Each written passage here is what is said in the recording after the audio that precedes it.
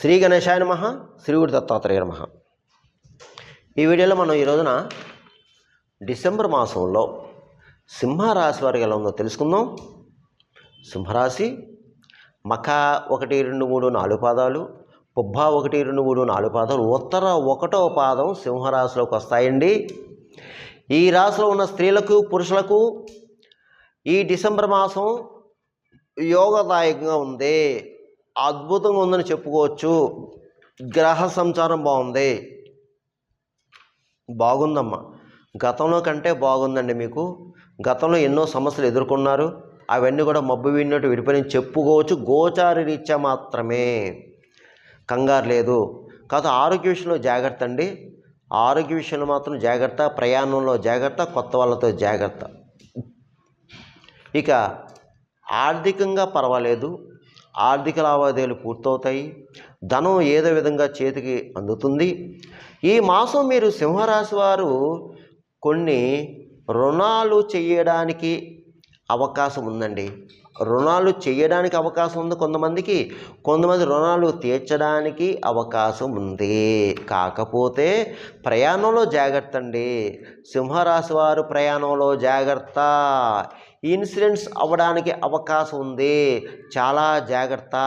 ప్రయాణం చేసేటప్పుడు భగవన్నామస్మరణం చేసి బయలుదేరండి. ముఖ్యంగా సింహరాశి వారు ఓం నమో నారాయణాయ, ఓం నమో భగవతే వాసుదేవాయ మంగళాన్ని వెళ్ళండి. చాలా జాగ్రత్త. వాహనాల మీద వెళ్ళేవారు చాలా జాగ్రత్త.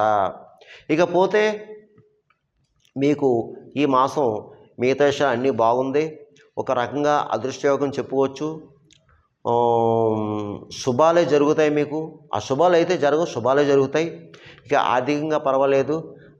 తర్వాత విందు వినోదాలు పాల్గొంటారు, విలాస వస్తువులు కొనుక్కుంటారు, గృహానికి కావాల్సిన వస్తువులు కొనుక్కుంటారు, గృహ నిర్మాణం చేపడతారు, గృహయోగం ఉంది.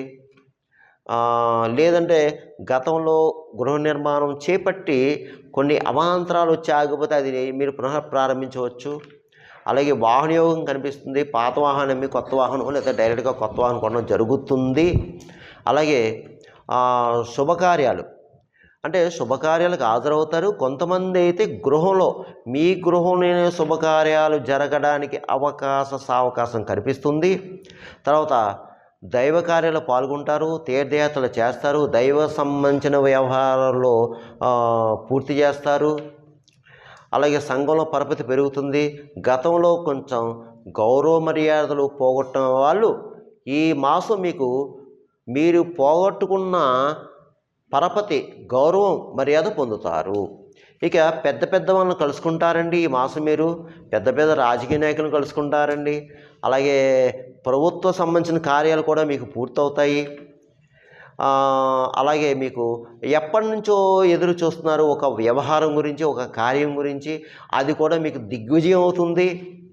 పరిష్కారం కాని సమస్య కూడా మీకు పరిష్కారం అవుతుంది. అలాగే కోర్టు వ్యవహారాలు ఉన్న వారికి తీర్పు మీకు ఫేవరబుల్గా ఉంటుంది. స్థిరాస్తి విషయంలో కొలుక్కొస్తారు. అలాగే మీకు నూతనంగా అంటే నూతన ప్రయత్నాలు ఫలిస్తాయి. నూతన వ్యవహారాలకు శ్రీకారం చుడతారు. అలాగే మీకు పాత మిత్రులను కలుసుకుంటారు, వారితో ఆహ్లాదకరంగా ఉంటుంది సంభాషణ. కొత్త వాళ్ళతో జాగ్రత్త. కొత్త వాళ్ళు మాత్రం పరిచయం అయితే వాళ్ళని నమ్మి డబ్బులు కానీ, నగలు కానీ, పత్రాలు కానీ ఇవ్వద్దు. పాత వాళ్ళతో పర్వాలేదు. అలాగే బంధుమిత్రుల యొక్క ఆదరణ లభిస్తుంది మీకు ఈ మాసం. బంధుమిత్రుల యొక్క సహాయ సహకారం కూడా మీకు లభిస్తుంది, పర్వాలేదు. ఇక వృత్తిపరంగా బాగుందని సింహరాశి వారికి ఎవరు ఏ వృత్తిలో ఉన్నా ఆ వృత్తిలో రాణింపు ఉంటుంది. మీ స్కిల్ ఏదైతే ఉందో బయట పడుతుంది. మీరు ఒక్కొక్క స్థాయి, ఒక్కొక్క మెట్టు ఎక్కడానికి అవకాశం కనిపిస్తుంది. మంచి భవిష్యత్తు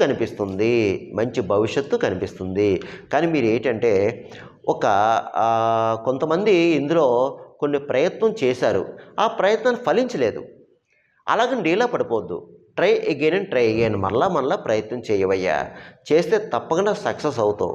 అంతేగాని ఒక్కసారి 2 సార్లు ప్రయత్నం చేస్తే అవ్వలేదు కదా అని డీలా పడిపోయి అలాగెలా తిరిగితే ఎలాగా? ప్రయత్నం చెయ్యి, నువ్వు సక్సెస్ అవుతావు. ప్రయత్నే ఫలే.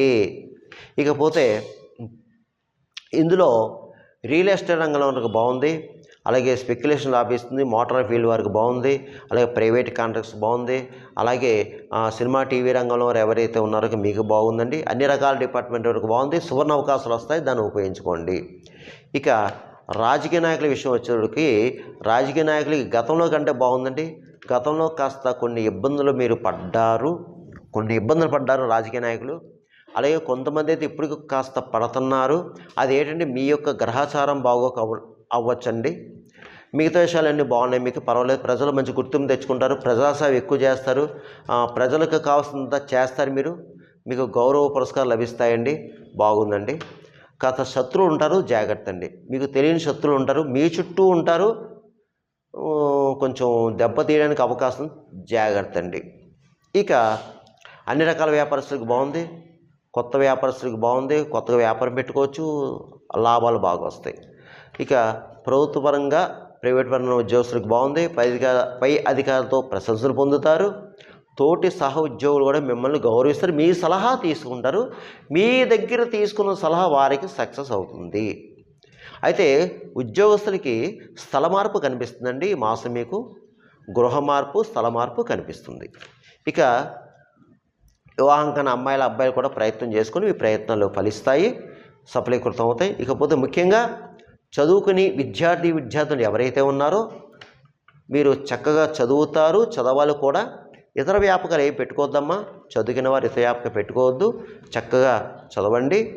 ఇకపోతే ముఖ్యంగా ఈ హయ్యర్ స్టడీస్, ఈ సింహరాశిలో ఉన్నవారు హయ్యర్ స్టడీస్ ఎవరైతే ప్రిపేర్ అవుతున్నారో, అంటే ఫర్ ఎగ్జాంపుల్ ప్రభుత్వం సంబంధించింది గ్రూప్ కానీ, అలాగే ఐఏఎస్ ఐపీఎస్, అలాగా ఎవరైతే ప్రిపేర్ అవుతున్నారో మీరు తప్పకుండా కొంత ప్రయత్నం గట్టిగా చేయండి, బాగా చదవండి. గట్టిగా చేయండి, బాగా చదవండి. తప్పకుండా మీరు ఆ ఎగ్జామ్లో పాస్ అవుతారు. కానీ చాలా గట్టిగా ప్రయత్నం చేయాలి. ఇతర వ్యాపకాలు పెట్టుకోకూడదు. ఆ ఎగ్జామ్స్ అయ్యే వరకు కూడా మీ ఇతర వ్యాపకాలు పెట్టుకోకూడదు, చక్కగా చదవండి. అయితే ఈ గోచర ఫలితాలు కేవలం మాస ఫలితాలు కొంతమందికి జరగచ్చు, జరగవచ్చు. ఇది కేవలం 40% మాత్రమే. మిగతా 60% మీ జన్మజాతకం, జన్మలగ్నం, లగ్నాతో ఉన్న గ్రహాల యొక్క పరిస్థితి, దశ, అంతర్దశ ఇవన్నీ ఉంటాయండి.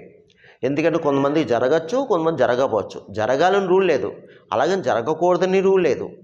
జన్మజాతానికి దీనికి కాస్త లింక్ ఉంటుంది. అది మాత్రం నా వీడియో చూసి వీక్షలు గమనించగలరని అనుకుంటున్నాను.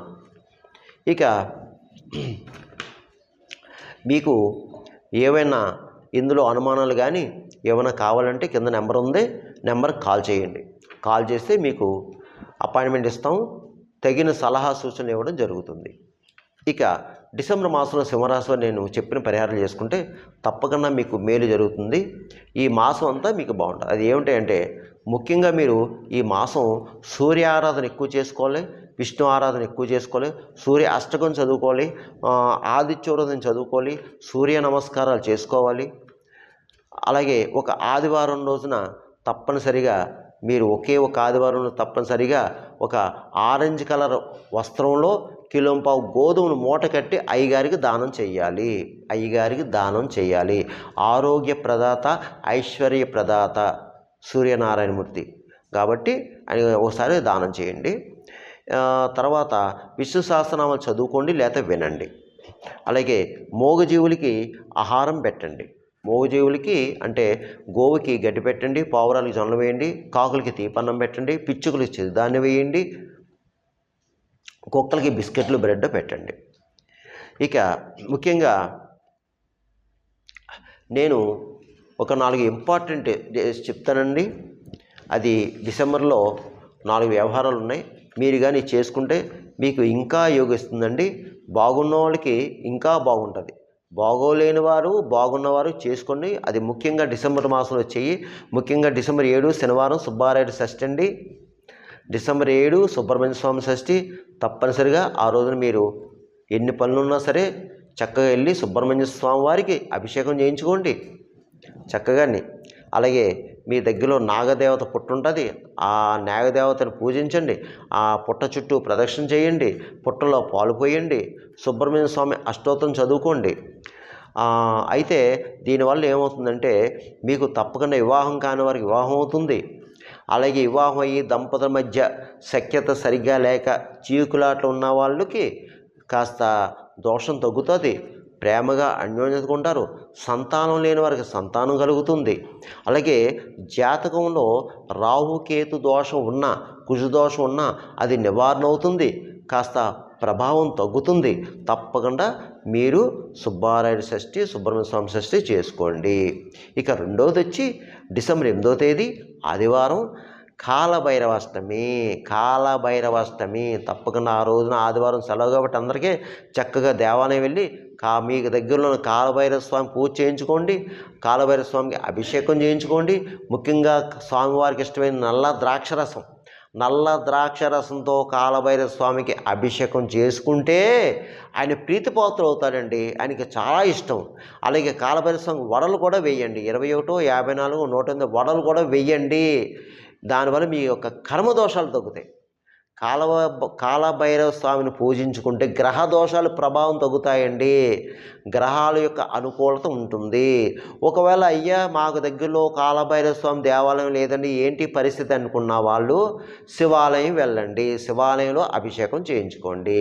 ఎందుకంటే అంతా ఆయనే కదండి, అంతా ఆయనే, ఏం పర్వాలేదు, అలా చేసుకోండి. ఇకపోతే మూడవది వచ్చి 13వ తారీఖు త్రయోదశి శుక్రవారం హనుమత వ్రతం.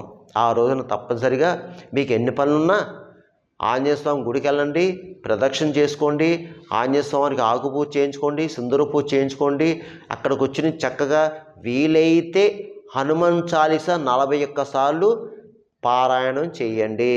ఏక ఆసనం మీద ఎర్రటి వస్త్రం వేసుకుని ఆంజనేయ స్వామి వారి పారాయణం చేయండి. హనుమాన్ చాలీసా చదువుకుని 40 సార్లు, అది సుందరకాండతో సమానం.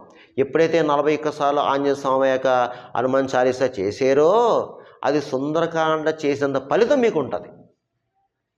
తర్వాత శ్రీరామనామం జపం చేసుకుని 108 సార్లు. ఇక నాలుగోది వచ్చి 14వ తేదీ చతుర్దశి శనివారం దత్త జయంతి అండి. మీకు ఎన్ని పనులున్నా సరే ఆ రోజున మీకు దగ్గరలో ఉన్న దత్తాత్రేయ స్వామి దగ్గరికి వెళ్ళండి. ఆ రోజున స్వామివారికి ప్రదర్శన చేసుకోండి, స్వామివారికి అర్చన చేయించుకోండి, స్వామివారికి అభిషేకం చేయించుకోండి. అక్కడే కూర్చుని చక్కగా దత్తాత్రేయ స్తవం చదువుకోండి. ఇక్రాల భరద్వాజ మాస్టర్ రాసినటువంటి దత్త చరిత్ర అధ్యాయాలు చదువుకోండి. మీకు ఎన్ని వీలైతే అన్నీ చదువుకోండి. శ్రీ గుడి దత్త, జయ గుడి దత్త అనుకోండి. ఒకవేళ దత్తాత్రేయ స్వామి గుడి లేని వాళ్ళు సాయిబాబా దేవాలయం ఉంటుందండి, అంతా ఆయనే. ఎందుకంటే ఈ రోజున ప్రతి వీధిలో కూడా, ప్రతి ఊర్లో, ప్రతి వీధిలో సాయిబాబా దేవాలయం ఉంటుంది. అక్కడికి వెళ్ళండి, అక్కడికి వెళ్ళి పూజ చేయించుకోండి. చరిత్ర చదవండి, సాయిబాబా చరిత్ర లేదా దత్త చరిత్ర చదవండి. మీరు ఎంత ఎక్కువ ఆ రోజున దత్తాత్రేయ స్వామి చరిత్ర చదివినా, స్మరణం చేసినా మీ జాతకంలో ఈయన యొక్క గురుబలం పెరిగి జాతక కర్మదోషాలు తగ్గుతాయి. ఎందుకంటే గురువు అనుగ్రహం ఉంటే జాతక దోషాలు పోతాయండి. అది అందుగురించి అంటే మీరు చేసుకుంటే తప్పకుండా మీకు మంచి జరుగుతుంది, మేలు జరుగుతుంది. సర్వేజన సుఖభవంతు, శుభం భవతు, స్వస్తి.